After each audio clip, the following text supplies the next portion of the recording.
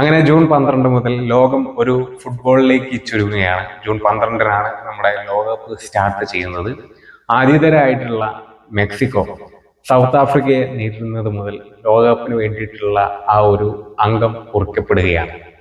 അപ്പം ഈ ഒരു മത്സരങ്ങൾക്ക് വേണ്ടിയിട്ട് ഒഫീഷ്യലായിട്ട് ഉപയോഗിക്കുന്ന പന്ത് എന്ന് പറയുന്നത് ട്രയോണ്ട എന്ന പേരിലാണ്.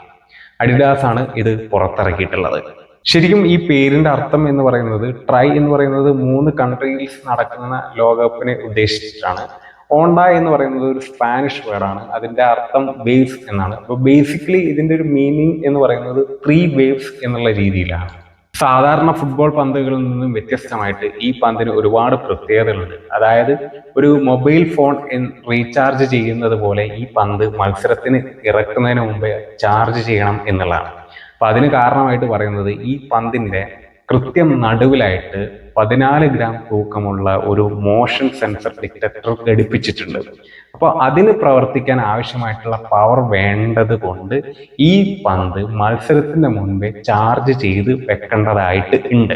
അപ്പൊ അത്യാധുനികമായിട്ടുള്ള ഇത്തരം മോഷൻ ഡിറ്റക്ടർ സെൻസർ പന്തിൽ ഘടിപ്പിക്കുന്നത് വഴി റഫറിമാർക്ക് വളരെ സഹായകമാകും എന്നാണ് ഫിഫ പറയുന്നത്. കാരണം എന്താണെന്ന് വെച്ചാൽ ഇത്തരം സെൻസർ ഉപയോഗിച്ചിട്ട് തന്നെ സെക്കൻഡിൽ 500 തവണയൊക്കെ പന്തിന്റെ വേഗതയും അതേപോലെ തന്നെ അതിന്റെ കറക്കവും അതേപോലെ തന്നെ അതിന്റെ ഡയറക്ഷനും ഒക്കെ ലൈവ് ആക്കിയിട്ട് തന്നെ ട്രാക്ക് ചെയ്യപ്പെടുന്നു. അതൊരു ഡാറ്റ ആക്കിയിട്ട് സ്റ്റേഡിയത്തിലെ ഹൈടെക് ക്യാമറകളുമായിട്ട് ബന്ധിപ്പിച്ചിട്ട് ഒരു 3D സംവിധാനം രൂപപ്പെടുത്തിയെടുക്കും.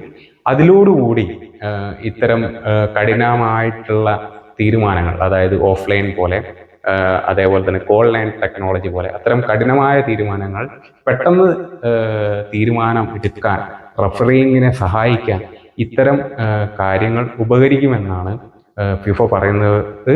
അപ്പൊ അതിനു വേണ്ടിയിട്ടാണ് ഇത്തരം ഒരു പന്ത് അഡിഡാസ് രൂപകൽപ്പനപ്പെടുത്തിയിരിക്കുന്നത്. ഇപ്പൊ ചുരുക്കത്തിൽ പറയുകയാണെങ്കിൽ മനുഷ്യ സഹജമായിട്ടുള്ള റഫറിങ്ങിലെ മനുഷ്യ സഹജമായിട്ടുള്ള ആ ഒരു എറേഴ്സ് ഒക്കെ ഒഴിവാക്കിക്കൊണ്ട് പൂർണ്ണമായിട്ടുള്ള ഒരു ലോകകപ്പ് തന്നെയായിരിക്കും വരാൻ പോകുന്നത് എന്നാണ് പറയുന്നത്. അതായത് റഫറിങ്ങിലെ വൻ പിഴവുകളൊക്കെ ഒരു കളിയുടെ ഗതി തന്നെ മാറ്റിമറിച്ചിട്ടുള്ള ഒരുപാട് സംഭവങ്ങൾ നമ്മൾ ആരാധകർ കണ്ടതാണ്.